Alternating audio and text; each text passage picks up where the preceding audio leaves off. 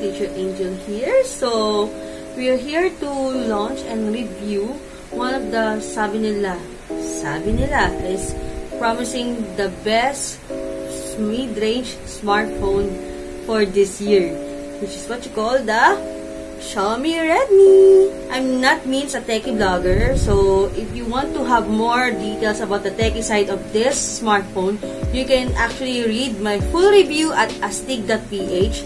So for now, we're just gonna do the lifestyle review on what makes this smartphone one of the best smartphones today in mid-range section.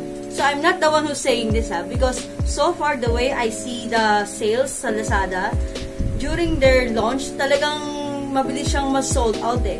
And this time, we're gonna do some unboxing and a little bit of review to see whether kung ito nga ba talagang how much it costs and how is it going to be worth your money for this year, especially pandemic, kailangan magtipid. Looking at the box itself, so what I got here is the 3GB RAM and 32GB ROM Redmi Carbon Gray. So as you open this box, you would expect na usual items in a Xiaomi unit box. So as you open this, pop. So you will notice already na it has the SIM. So as you open this unit, you already see the wire fast charger, the inbox charger, nandun na rin yung SIM pin, yung warranty and instruction booklet, and all the gray jelly case. So dito, what I have here is the gray carbon, which is, I believe, it will complement both genders regarding what gender you have. But at the same time, they also have different kinds of colors as well na ni-launch, which is the ocean gray and the sunset purple. Sunset purple, ganun. So recently, Xiaomi just had a preview of their products through their Xiaomi ecosystem product launch. So dito, they already launched their new products from Mi Eco Scooter Pro, from the Mi TV Stick, through the Curve gaming monitor, and also their smartphones, which is the Redmi 9 itself. So far, the way we see it, parang parehas lang siya from previous units. But I can tell na this is way different kasi because of the processor they use, because of the cameras, and so far because of the price. They told me na parang this is said to be one of the most affordable mid-range smartphone that they will launch this year. And so far, parang sobrang unbelievable na yan. So, ano ba yung presyo nito? We will find out later. So, like I said, looking at this smartphone, it looks like the Redmi Note 8. Pero, the way I see it, looking at the specs, nakita ko na marami pala siyang differences from the previous unit. So, for millennials, simple lang naman yung gusto nila is that maganda yung camera, mataas ang specs ng memory, mataas ang gaming performance, mataas or mahaba ang battery life, and also, mura. So, dun sa 5 factors na yun, dun tayo magpo-focus and see if this smartphone can really reach those 5 qualifications most millennials look for a good smartphone. So, let's talk about the camera. So, what the things that I really like about this phone itself is the camera. As you can see, it has 4 cameras. It has a 13MP wide-angle camera, 8MP ultra-wide-angle camera, 5MP micro camera, and 2MP depth sensor. It also has the 8MP selfie camera para dun sa magandang selfie you have. So, recently, I have tried the camera nito at sobrang superb niya. Sobrang ganda niya sa labas. Sobrang when you take pictures outside, you will see na sobrang natural niyang tignan, sobrang crisp niya, sobrang ganda niyang i-selfie or kumbaga, ang camera nito, especially the 8MP selfie camera, it will give you like an editorial approach to your pictures. So, you can see na parang ang ganda talaga niya, ang snow niya during daytime. Medyo nagkakaroon lang ng problem a little bit pag tinatamaan na siya ng parang yellow light. So, pag yellow light yung tinatamaan niya, medyo nagkakaroon siya ng a bit blurred doon. Pero when you use it in usual photography, the cameras that this phone have will give you such or sobrang camera performance.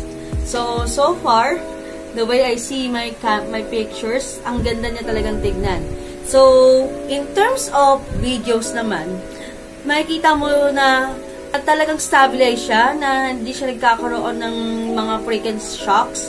Kasi minsan, di ba, when you take a video sa mga usual smartphones, talagang nakikita mo na parang umuulog pa siya, na parang ang blurred pa tignan.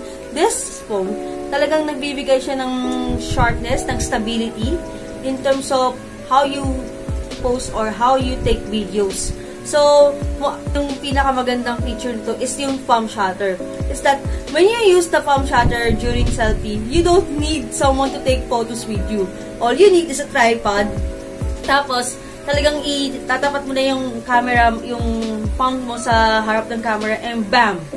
Magkakaroon ka na ng magandang camera, magandang pictures using the camera itself. So, it's good, especially like yung pag gusto mo mag-selfie or magkaroon ng editorial kind of post, na gusto mo mag-pictorial sa loob ng bahay nyo. This unit is best for those things. So, number 2 is gaming performance. So, am I a gamer? Hindi po. Pero so far, I also learned naman how to do Mobile Legends from time to time. And the way I see this phone, sobrang build talaga siya for casual gamers.